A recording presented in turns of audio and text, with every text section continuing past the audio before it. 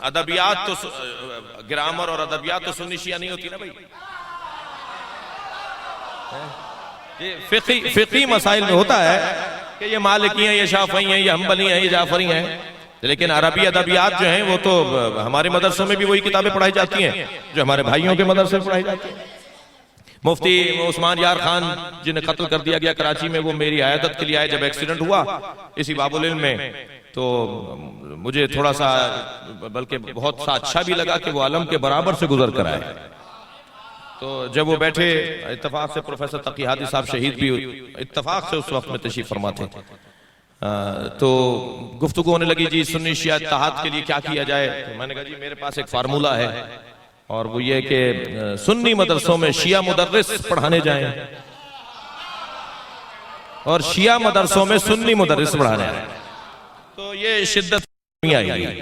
تو وہ کہنے لگے، عثمان یار خان کہنے لگے، یہ عثمان یار خان کے بیٹے جی سواد اعظم والے جو ہیں ان کے بیٹے مار دیے گئے. تو وہ فرمانے لگے کہ کیا فارمولہ ہے، یعنی کیسے ہمارے مدرسوں میں یعنی اہل سنت کے مدارس میں شیعہ مدرسین جو پڑھانے آئیں گے تو کیا پڑھائیں گے، اور آپ کے مدرسوں میں جو سنی مدرسین پڑھانے آئیں گے وہ کیا پڑھائیں گے.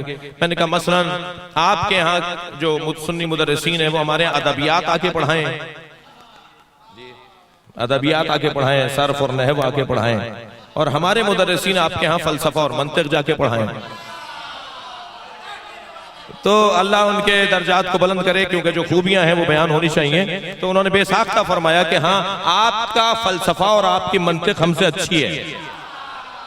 صلوات پڑھیں ذرا محمد و آل محمد.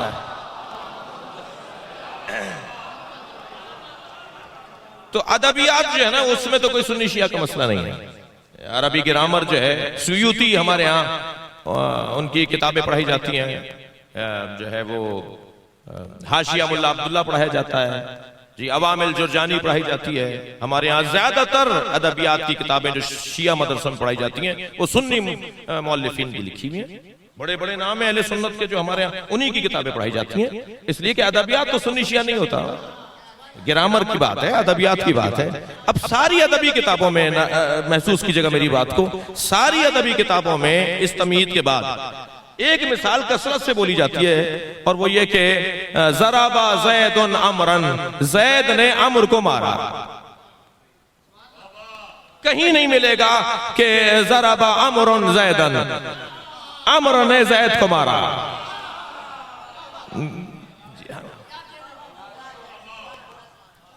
اسی طرح جب بھی کبھی مثال دی جائے گی بہادر کی، شجاعت کی، تو کہا جائے گا زید کالاسد، زید شیر کی طرح ہے. میں نے بہت غور کیا تو ایک حدیث میں مجھے مولا کائنات کے ناموں میں ایک نام زید ملا ہے. ہمیشہ شجاعت جڑی ہوئی ہے زید سے، اور ہمیشہ مارنے والا زید ہے، پٹنے والا زید نہیں ہے.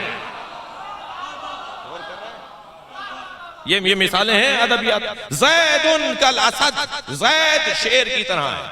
اب یہ جو کاف تشبیہ ہے، زید کالاسد، یہ جو کاف تشبیہ ہے تو کیا مطلب ہے؟ زید تو انسان ہے، اسد ہے جانور. اگر زید کو اسد کے ساتھ تشبیہ دی جا رہی ہے، ایک نتیجہ خیز ایک حاصل باتوں میں سے ایک بات عرض کر رہا ہوں، اگر زید کو اسد کے ساتھ تشبیہ دی جا رہی ہے تو زید تو انسان ہے، اشرف المخلوقات ہے، اور اسد ہے جانور. تو کیا جانور اس انسان سے افضل ہو گیا؟